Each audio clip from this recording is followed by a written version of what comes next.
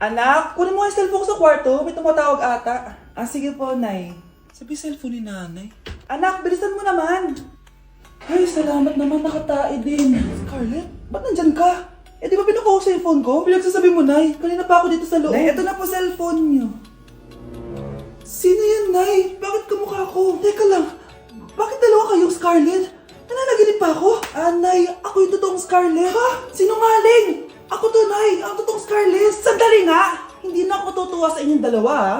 Isa lang ang solusyon dito. Magtatanong ako at kung sino makasagot ng tama, siya ang totoong Scarlett. Unang tanong, saan ako may balat? Balat? Ah, Nay! Sa puwet! Nay! Sa kifi. Tama! Kifi. Ha? Totoo ba, Nay? O, diba? Alam ko. Susunod na tanong. Ano ang timbang ko? Mukha kang 100 kilos, Nay. 75 kilos? Tama! 75 kilos! Yes!